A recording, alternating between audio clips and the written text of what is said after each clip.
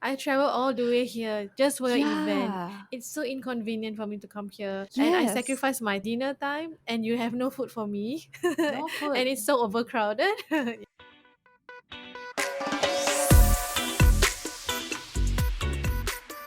Welcome back to the Kiasu Design Life, day 2. So I'm Adilah. I'm Shen. It's good to be back, right? Yeah, it's good to be back. We had like a 2 weeks break, I think. 2.5 weeks. We are living in another planet in which our one day is equivalent to Earth's 2.5 weeks. So we are at day 2. Yes, we are at day 2. We were actually deciding whether should we say episode 2 or day 2. Then we decided let's be different and say day 2 then. Because we spoke about day 100 in day 1, right? Which is the previous episode, remember?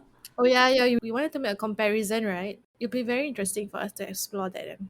So we want to thank everyone for your support and feedback since the launch of KSDL. Yay! Yay! KSDL. Having acronym means things are official, like more Yes, formal. Shren has this thing about acronyms.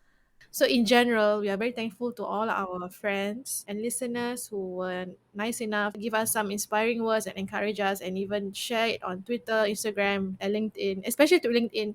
I think I got a lot of traffic from the LinkedIn post. Some of the designers actually shared it, and then even up till now, I get people liking that post. I feel like honored. But really, there are so much in-depth feedback that we receive, and I was really, really positively surprised. So let us just shed light on the general feedback that we're receiving. So first is the audio quality is top-notch. Yay! Thank you, thank Yes. you. Yeah, that's one feedback I get from my end. They were saying that, hey Adilah, the quality of your episodes are really good. I feel as if you are really crispy. I mean, in terms of the voice. Crispy, like Pringles or Ruffles. Hopefully my voice is smooth as honey. Okay, I'm just Honey, kidding. okay. Like Yes. Manuka or the normal ones. Yeah, so they were saying the quality is good and they were surprised by it and it sounds like really professional. And I was like saying, of course, how can you do something 6:30? You have to do it Wow, properly. wow. Day 2 only, and we are getting our arrogance up already.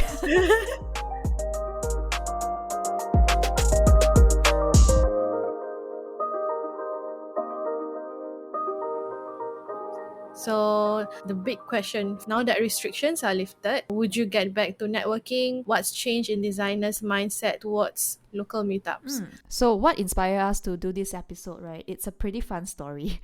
In day 1 of Kiasu Design Live, we mentioned that we were online friends. Then, ADP List, for those who don't know, ADP List is a platform to meet and book mentors online. They decided to have a meetup at Shopback office. So, for the first time ever, Adilah and I decided to meet in person. And Yes. we were really excited on top of meeting each other, right? Because it's a large scale meetup in such a long time. It was a first ADP list meetup. I think it's the first designers meetup in person. The co-founder of ADP list, who is Felix, he was actually there. I went to him and spoke to him, and then he said that he just flew back 2 days beforehand in time for the event, which is nice. Personally, I go there for a few agendas. One is to meet you in person and also meet other friends. The other one is actually the location. So usually, right, such events are held in offices, right? And I'm not sure about everyone, but I'm super I'm super kaypoh about office spaces. Yeah, so kaypoh is actually a Singaporean lingo for being nosy. And I've always feel that this is a great excuse for me to just feed my curiosity about different office spaces and how people work. Yeah, you gave a very good point about visiting offices. From what I can recall, yes, there was one event I went and they did it at the Singapore Google office. So I thought it was really cool. Yeah, so I took picture. I was a bit like a tourist. So, Adilah, having been to so many meetups, right, were there any memorable ones? The ones that I have, this one is very unique. It was at the cafe. Yeah, Oh, it's at the cafe. It's very wow. nice. It's very laid back. So the whole point is that you are meeting not just creative people, you are meeting like makers, people who have maybe they build products or they build digital products, and then they are founders gathered at this cafe, and then there'll be someone playing music, live Mm. music, in the background, and you're supposed to be in a group. So each little small group has a theme. Maybe, for example, the theme is about eco-living spaces at offices, and then you in a group, you're supposed to sketch out some ideas, and then you share that. I felt that was a bit unique because it really felt like an in thing to be at a cafe and, and doing all that. Yeah. Having it set in a cafe just sets a very casual tone, right? Mm, Like it's not overly formal. Everyone is just there to have fun. precisely. My most memorable conference is actually here in Singapore called UXSG conference back in 2016. So reason why I remember it is because the organizer really took deep care in the experience of the attendee. Yeah, which Mm. I feel is an easily overlooked area, yet it is crucial. So one thing I remember, because I still keep this in my drawer, is the lanyard they provided at the event. They actually custom designed the lanyard, so it has two layers, like two flaps. And the cover is definitely your name. But what's magical, right, is that when you open the lanyard, the orientation is flipped 180 degrees for you to easily hold the lanyard up, and the whole event schedule is printed there. I like the idea because not just functional in terms of being a lanyard, but it's also a good souvenir for you to take home and remember it by, since you keep it for the past few years, right? So at least Mm-mm. when you look at it, you like wondering, oh, I went to this event. When I flip it over, okay, these were the things that they spoke about during the event, Yeah, and yeah, yeah. then you get to recall your experiences that you were there. Oh, Yeah. it's really nice. It's Yeah. like a memento, right? It's just a great reminder to take care of the small details when you design stuff. Because that's really a indication of a very well designed conference. Yeah, and apart from the amazing content they offered, it is really like the cherry on top of the cake. Yeah, so enough about what we think, right? We want to hear from the public as well. So what we did as designer is to research. Our research method is a short survey split into two parts. A simple profiling just to see if we can find any trends with our findings. The meat of the survey is the other half. So the first question we ask is, now that social restrictions is lifted, are you ready to join in-person meetup? Yes, no, or it depends. And in your opinion, what makes A plus meetup? Yeah. We got how many people so far? 30. Yeah, we got 30 people. Yep, mostly from designers, aspiring designers, researchers, developers, PMs, account manager, which is very nice for diverse opinions. So what are the results? Half gave a yes to joining meetups in person, 40% says it depends, and 10% said no. So Xuan and I, we actually gathered the insights and we actually group it into five different areas. So first Mm. is agenda, second is speaker content, third is food, fourth is venue space, and lastly is crowd. If I can start for agenda, basically we find that people are very particular about having interesting agendas. They want genuine relationship building, more than just superficial networking. One of our listeners, Sham, she said the meetup should have an anchor topic, not just a one size fits all networking event. So another point is that people they are looking for a more compact program. Timekeeping seems to be a common mention, more focused and in depth than just like loose agendas. I recall the ADP list one, it was a very loose agenda. It was Mm. just for networking and that was it. Yeah, it feels like people just want more focus to Mm. anchor on. It's like a peanut butter bread. You know, when you spread peanut butter, right? No one wants a thinly layered peanut butter on a gardenia bread. It has to have some sort of thickness, some sort of substance to it, right? Like more depth than breadth. Yeah. Yeah, I get So, what you but the mean. takeaway, people just want substance, right? Than just a quick dip. Yes, I think that's the word. They want more substance. I like this point by one of our listeners, Serene, when she mentioned about she wants organizers who have put thought into designing the event experience itself, understanding who their audience is, wayfinding to venue, quality checking, speaker presentation content, and the technical runs. I think what she's trying to say is she wants a well thought out overall user experience, right? What do you think about that? Yeah, it draws back to my UXSG conference memory. Yeah, like all Ah. the little big details that the event organizers have put their thought in really goes such a long way. Yeah. It's like you're saying, right? You know, like good design is invisible, Mm. but the impact is priceless and very inspirational once you notice it. Mm, precisely, precisely. One other insight: networking or shameless self plug for Mm. company is a no no. Yeah, I guess people are just kind of sick of all the hard selling. There are just some sharings Mm. or keynotes that end with, by the way, we are hiring. Oh, yeah, yeah, I've heard of that before.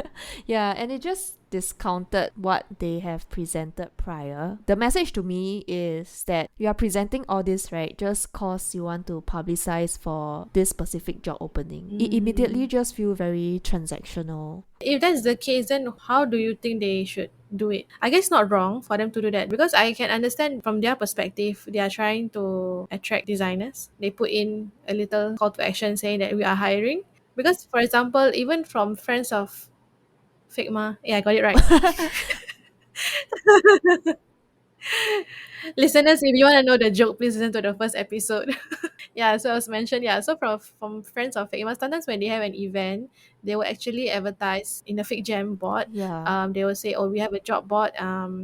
For anyone who is hiring, just put in your job roles there. So I was thinking, I don't mind that actually, because for example, for me as a designer, if the topic itself attracts me, I will join. And then if I look at the GD, if it's interesting, I might apply. But if not, I'll just ignore it. I skip it. I don't find it shameless self plug for the company. I guess there's no choice. Yeah, because how else is the company going to approach me, right? Yeah. I have 2 points here which kind of supports what you mentioned. A dedicated job board, right, would be the way to go. Yeah, because that's where we Mm-hmm. embrace being more transactional, which is nothing wrong. But my point was about mashing the job promo together with a presentation.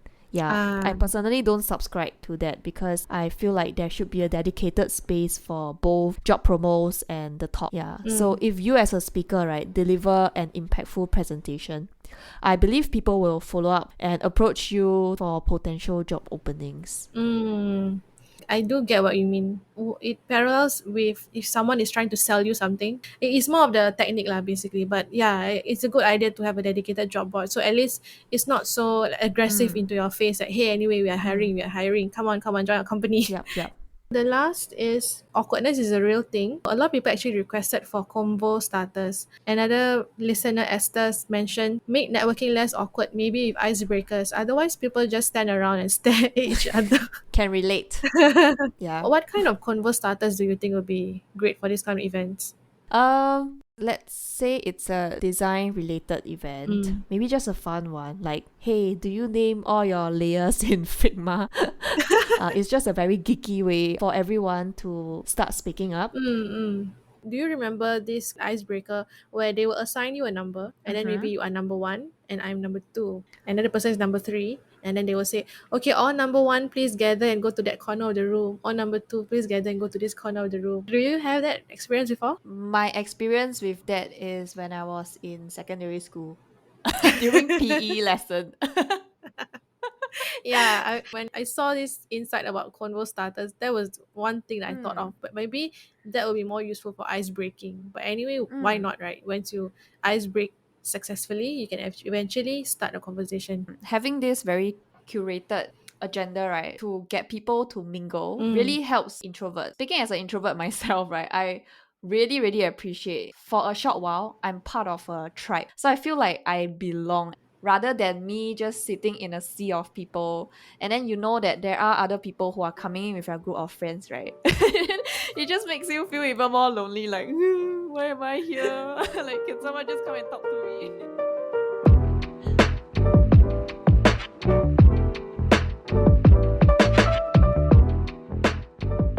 Let's move on to the next Hmm. second insight. In terms of speaker content, they would love to have speakers with credibility. Serene mentioned not necessarily renowned, but who have a track record of actually getting their work implemented rather than just high level talking. Another one is speakers who are UX practitioners, but perhaps they are also able to give tips for people who are career transitioning.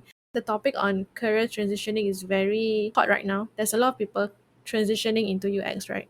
So Mm-hmm. I think it would be really helpful if there were people who actually gave that sort of thought. during an event. Yeah, and I think it ties in really well with the next insight on speaker Mm. and content, which is telling more stories, more so than sharing your success matrix. What we hear from Kyle, she said that I would love to learn more about design leaders' journey towards being a designer and getting to the level that they are at now.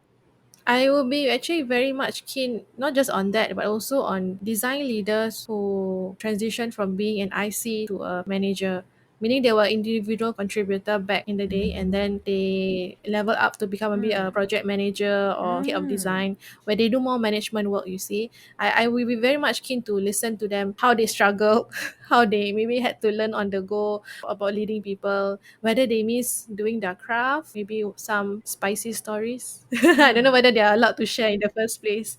Yeah, it will be very interesting to know, because I'm sure there are other designers, senior designers, or maybe lead designers who are interested to Mm. level up. Maybe they just want to know what is the journey like being in management, or should they just stick to being an IC? I totally agree. It reminds me of the last time I was listening to just a bunch of podcast episodes on the side. I wasn't really paying attention.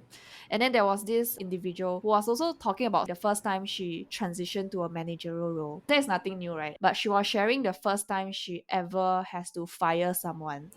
Yeah. Oh my So god. that was, yeah. And when I heard that, I was like, oh, that is very, very juicy. Let me stop my work and listen to this carefully.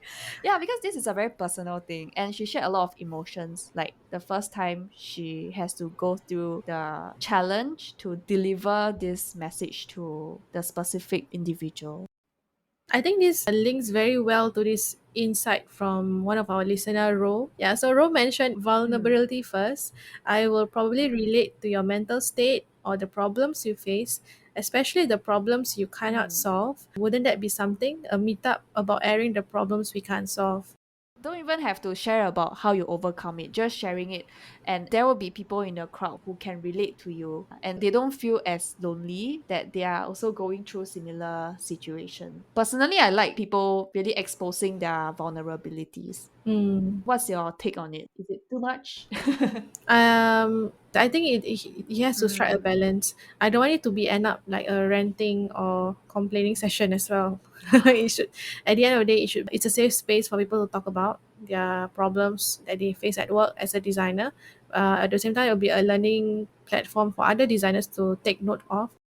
The next is everyone is sick of rinse and repeat content. What we hear from it's me, Alice there. All caps, by the way.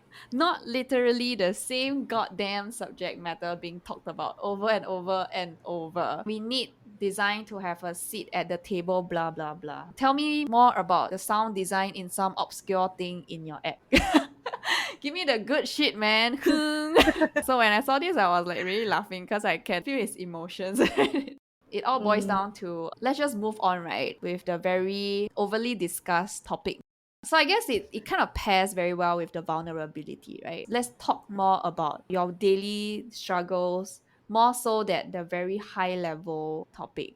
The last point that we get is MC and moderator with great personality.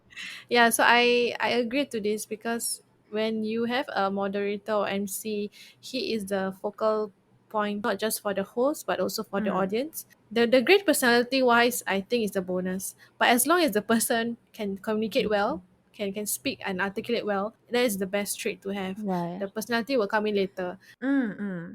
I guess a personality is more of like they are the carrier of the branding because they are the ones who deliver all the messages. How you deliver it, right, will sort of depict how people think of your event. Okay, so on to our next point, food. Yay, our Food! favorite, everyone's favorite topic. So based on our insights from the survey, nice food will make people definitely happy. Quality of your food says a lot about your Yes. event. We would like to have no frozen No eclairs, more frozen please. eclair. We need to start a petition. Maybe it's just the two of us. Maybe one of our listeners actually included here an insight on Canadian pizza. No thanks. For my point personally, I think it would be great to have inclusive Mm, food. What I mean by inclusive is whether are there halal options, whether are there vegetarian options. I really have no mm. expectations usually. Normally, sometimes when I go for an event and then they say there's food, I will just be okay. If there's halal, great. If not, I'll just have to go and find my alternative. Yeah, so normally if an event, specifically event, labels that halal section or Mm, comes up to me say, oh, anyway, there's a halal section for you, it's over on mm, the other side, then I will feel really really honored. I feel really right. really, it says a lot about the Yeah. host, because all these details matter, like you mentioned before, right? The details matter, the whole experience. So all these details actually add on to my own experience as someone who is coming. I feel Mm, included. I feel that I'm being taken care mm. of. I don't have to worry about my dinner. I don't have to worry like where is the McDonald's? Where is the nearest McDonald's? Or where is the nearest 7-Eleven? I can go and grab something to eat. Mm, mm. It's about the level of sensitivity, right? As an event Mm. organizer, in order to attract a diverse group of audience, your amenities, your food has to support that as well. We have one insight from one of our listeners. He mentioned food is a bonus shock factor. It's good for doing something and be less awkward, so you don't appear nervous and standing around and fidgeting. I remember I was at the ADP list meetup and I was completely alone, but the food wasn't open yet. So I have no outlets for me to just escape to. At that time, I already had drank like 2 packets of peach tea and I couldn't possibly take another. So I was like, when is the food opening?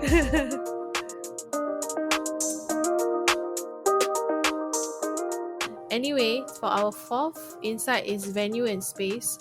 We gather that most people, they put a lot of importance on convenience. They want Mm. a space where has easy to locate by public transport and not so noisy when you are listening to the other person. Yeah.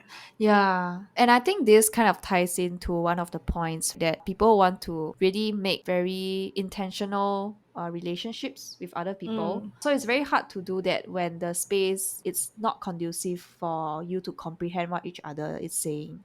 And the convenience part also, I plus one to that. On the flip side, right? Let's say it's inconvenient and then I make the way to go to an event and it's not organized properly or it's overcrowded, right? It adds up to the dissatisfaction. Or the food is not nice. Or the food is not nice, or there isn't any. And then you will start to think, I travel all the way here just for your event. Yeah. It's so inconvenient for me to come here. And I Yes. sacrifice my time and my dinner time, and you have no food for me. No food. And it's so overcrowded. Yeah. Yeah. And it just really it really stacks up. Yeah. So I think convenience is really the foundation, right? Like usually people will look out for the location because most of the time they come after work. Mm. Is it convenient for me to travel from wherever I'm working at? One of our listeners, he had actually mentioned a safe space. He Mm. said that it would be great to have a safe space to learn and build relationship with attendees, cozy space for the magic to take place. I really like how he phrased it, because sometimes when you have a safe space, attendees will be more likely to open up and you start to lower your guard down and then open up a bit more about your experiences, about your struggles, and then maybe you learn. So I think these are those magic moments are what elevate the whole experience. Then when you come away from the event, you really feel like, oh, there was such a fulfilling event I went to. It's a shared experience, right? Mm. Everyone happened to be in the same space, ties back into the vulnerability part. If the agenda allows us to be vulnerable or allows us to be more genuine, right? It's almost like an equation. Agenda allows us to be genuine, space is conducive for us to have very intentional conversations, then magic happens. Looking forward to something like that. I don't think I have ever been that in the longest time. Yeah. Hopefully, whoever listens to this, maybe they will do it for us. Or maybe people will come back to us and say, why don't you guys organize Why do I? it? Yeah, since you already did the research. Just to give a recap. So, first Hmm. was agenda, second was Agenda. speaker content, Mm-hmm. third was the food, fourth is venue space, and Mm. now fifth is on crowd. Based on our survey, basically, there was some insight saying that it would be great to have a diverse, young, and older experience in the crowd itself. One Mm. of our listeners, Alex, mentioned, I have always enjoyed meetups that include a diverse range of people, young and old, experienced, and just starting out. I'm thinking particularly of Urban Sketches SG. Have you heard of Urban Sketches SG, Xuan? No. Okay, so maybe let me give you a brief explanation. So, Urban Sketches SG is basically this group of artists who will gather, and then they will go to a location at a certain timing that they set, and then they Mm. will sketch out the location. And apparently, I think they will do a bit of show and tell. I quite like how, people think of meetups as urban sketches as well. Because when I think of meetups, I think more around, UX meetups. But I guess there are also meetups for other kinds of interest in Singapore. And maybe there are some things that we can learn from them as well, like how they organize their events. Our next point is basically on a smaller and more intimate crowd. So some of our listeners who took the survey mentioned that they would prefer to have less than 20 attendees, 6 to 10, 6 to 20 for good conversations. I personally feel that having smaller and intimate meetups will have more in-depth discussions. Mm, You are able to spend more time with the person you are talking to, yeah. and not just like rushing off from this small click to another click and then trying to Yeah. introduce yourself to another click, and eventually you forget who you spoke to because Yeah. there's so many faces. Yeah. In the Mm. 30 results that we received, more than half mentioned small, intimate crowd. So that kind of Mm-mm. says something already. And I think that also ties in with safe space, having that very curated space to go in depth with a topic.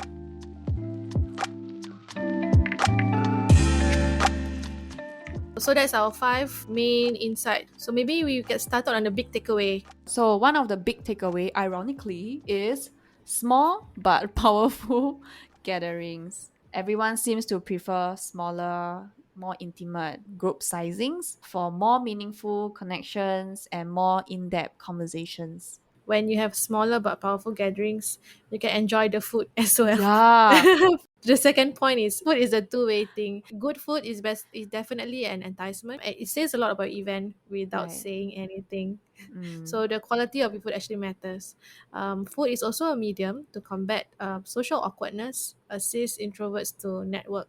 Yeah, and also an Yeah. escape route. The last point, vulnerability, genuine and authenticity over network. It seems like people just appreciate raw stories and lessons so that they can apply it to their own situations in life or in work.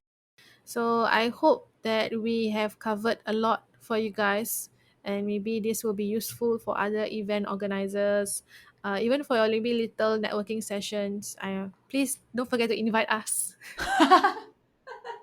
Maybe we should come up with a scorecard next time based on the insights that we have. Like hawker centers have the ABCD for their hygiene, right? Mm. maybe next time we should print out the grades as well. A for you. Thank you. That's a very cool idea. I imagine the two of us being very official, like coming, okay, With the evaluate the food. I lanyard. evaluate. With the Yes, two-layered lanyard. yes. With the lanyard, and you can, you turn the lanyard, and then you can see the score The score. scoring there, and then you can score it. Okay, Hsuan, you go and settle the food. I will look at the crowd. Did we just created a new job? Singapore Meetup Assessor. SMA. SMA, another acronym. Yes, it's Yes, official yes. now. It's official. Thank you guys for enjoying our little talk here. To tell you guys honestly, this time round we had a lot of technical struggles. Yeah, we will try our best to fix it post-production. Yeah, but we are just sharing our struggles here. You guys want vulnerability, right?